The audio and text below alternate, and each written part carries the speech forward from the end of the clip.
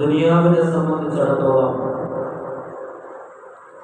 പ്രയാസങ്ങളുടെയും പ്രതിസന്ധികളുടെയും വൈതരണികളുടെയും വൈഷമ്യങ്ങളുടെയും നാടാണ് ഈ ദുനിയാവ്.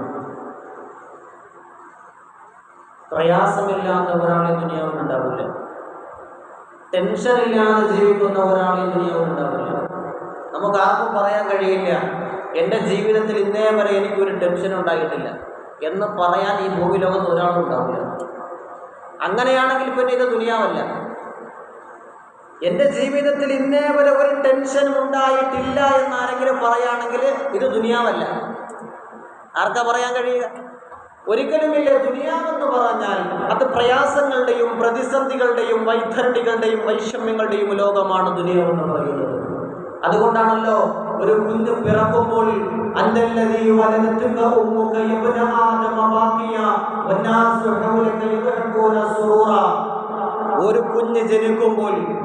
ഒരു കുഞ്ഞ് ജനിക്കുമ്പോൾ കരഞ്ഞുകൊണ്ടാണ് ഈ ഭൂമി ലോകത്തേക്ക് വരുന്നത്. ഏത് കുഞ്ഞാ കരയാതെ വരുന്നത്? ഒരു ഉമ്മാന്റെ ഗർഭാശയത്തിന്റെ അകത്തളങ്ങളിൽ 9 മാസവും 10 ദിവസവും പരിപൂർണമാകുമ്പോൾ പ്രയാസങ്ങളുടെയും പ്രതിസന്ധികളുടെയും വൈതരണികളുടെയും വൈഷമ്യങ്ങളുടെയും നാടായ ഈ ആകാശത്തിന് താഴെ ഭൂമിക്ക് മുകളിലേക്ക് പിറന്നു വീഴുന്ന ഓരോ മനുഷ്യ കുഞ്ഞും കരഞ്ഞുകൊണ്ടാണ് വരുന്നത്. അല്ലാന്നർക്ക പറയാൻ കഴിയുക ഓരോ മനുഷ്യരും ബാക്കിയ അവൻ കരഞ്ഞുകൊണ്ടാണ് വരുന്നത്. എന്നാൽ ആ സമയത്ത് ആ ജനിക്കുന്നതായ കുഞ്ഞിന്റെ പ്രസവിച്ച് കിടക്കുന്ന മാതാവ് ഉൾപ്പെടെ അവിടെ കൂടി നിൽക്കുന്ന എല്ലാവരും ചിരിക്കും. ആ കുഞ്ഞിന്റെ ഉപ്പ ചിരിക്കും, എനിക്കൊരു കുഞ്ഞ് പിറന്നല്ലോ എന്ന സന്തോഷത്തിൽ.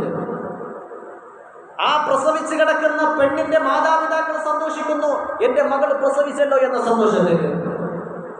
ആ നാട്ടുകാർ സന്തോഷിക്കുന്നു, നമ്മുടെ നാട്ടിൽ ഒരു കുഞ്ഞു കൂടി ജനിച്ചല്ലോ എന്ന സന്തോഷത്തിൽ അവരും സന്തോഷിക്കുകയാണ്. എന്നാൽ ആ സമയത്ത് കരയുന്ന ഒരേ ഒരു മനുഷ്യ കുഞ്ഞ് അത് പിറക്കുന്ന കുഞ്ഞ് മാത്രമാണ്. ദുനിയാവിലേക്ക് പിറക്കുമ്പോൾ ഏതൊരു മനുഷ്യനും കരഞ്ഞുകൊണ്ടാണ് വരുന്നത്. എന്താ അതിന്റെ കാരണം? ദുനിയാവെന്ന് പറഞ്ഞാൽ കരയേണ്ട ലോകമാണ്. ദുനിയാവെന്ന് പറഞ്ഞാൽ കരയേണ്ട ലോകമാണ് എന്നതിന്റെ ഏറ്റവും വലിയ തെളിവ് അവിടെയാണ്.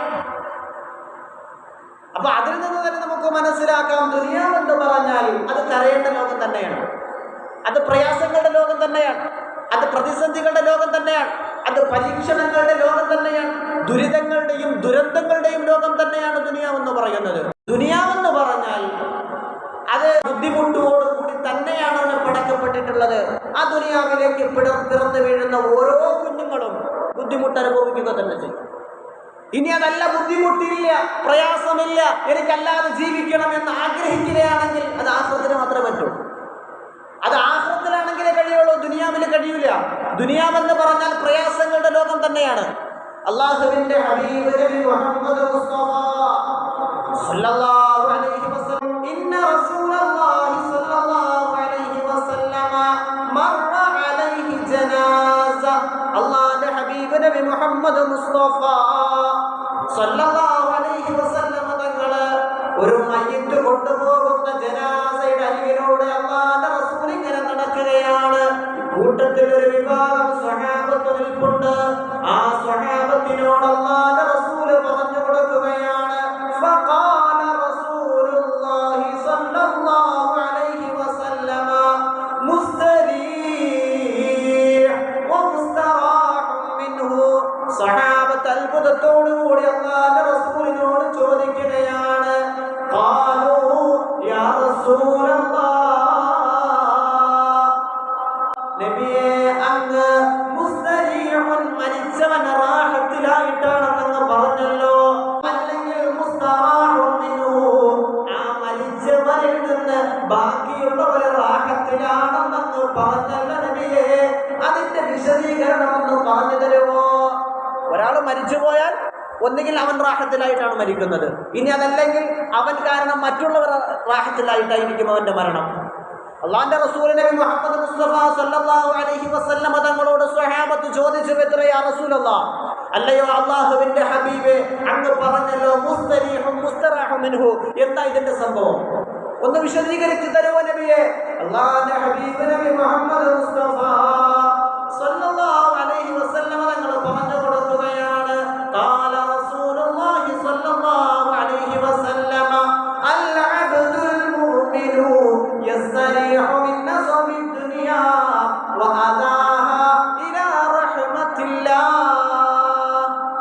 ഈ ദുനിയാവെന്ന് പറയുന്ന പ്രയാസങ്ങളുടെയും പ്രതിസന്ധികളുടെയും വൈതരണികളുടെയും വൈഷമ്യങ്ങളുടെയും ത്യാഗങ്ങളുടെയും കഷ്ടപ്പാടുകളുടെയും ലോകത്ത് നിന്ന് അവ അദാഹ ഇലാ റഹ്മത്തില്ലാഹ്,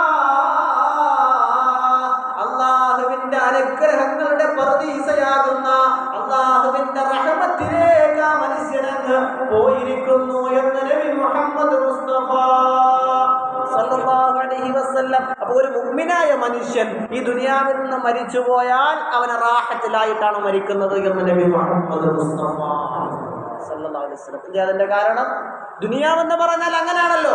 ദുനിയാവെന്ന് പറഞ്ഞാൽ പ്രയാസങ്ങളുടെ ലോകമാണ്, പ്രതിസന്ധികളുടെ ലോകമാണ്, കഷ്ടപ്പാടിന്റെ ലോകമാണ്, സാമ്പത്തികമായ ഞെരുക്കത്തിന്റെ ലോകമാണ്.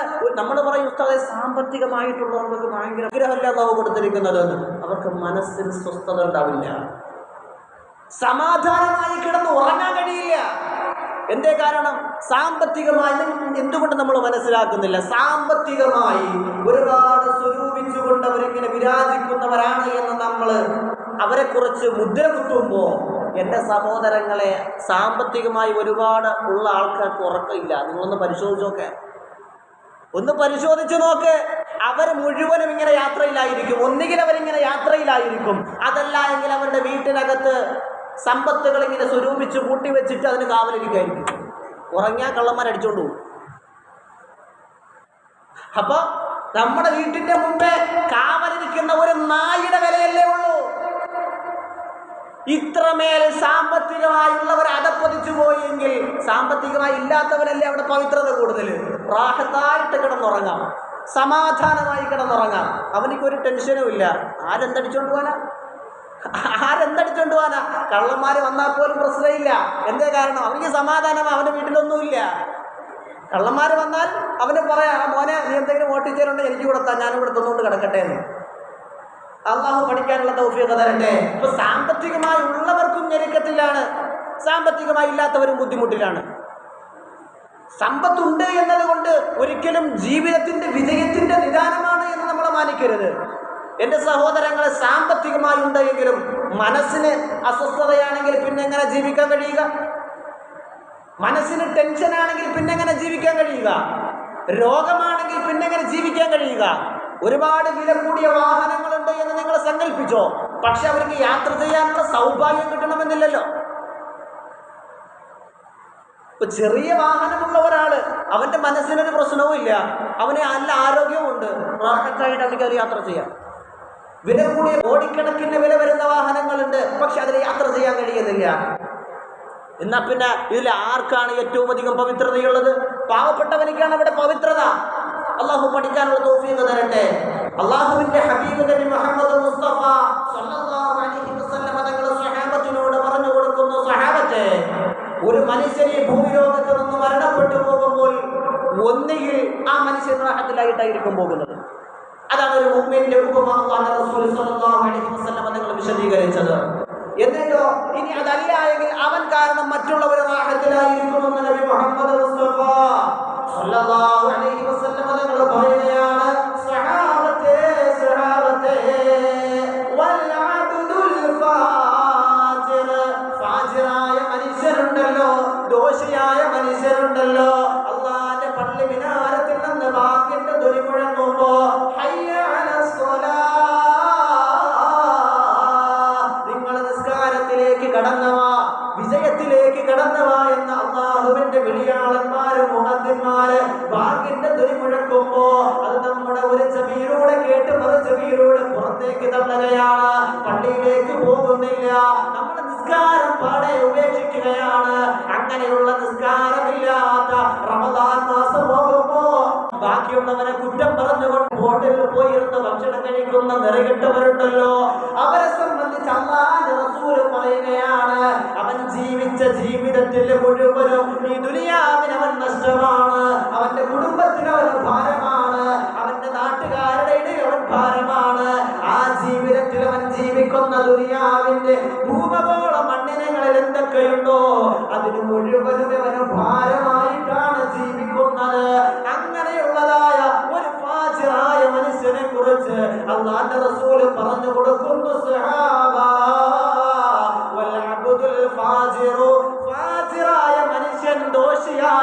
മനുഷ്യൻ കള്ളു കുടിച്ച് വെള്ളമടിച്ച് പെണ്ണ് പിടിച്ച് പലിശക്കാരനായ താന്തോന്നിയായി ജീവിക്കുന്ന ഒരു ഫാജിറായ മനുഷ്യനെ കുറിച്ച് അല്ലാഹുവിന്റെ റസൂൽ പറഞ്ഞു കൊടുക്കുന്നു, സഹാബാ, അവൻ മരണപ്പെട്ടു പോയി കഴിഞ്ഞാൽ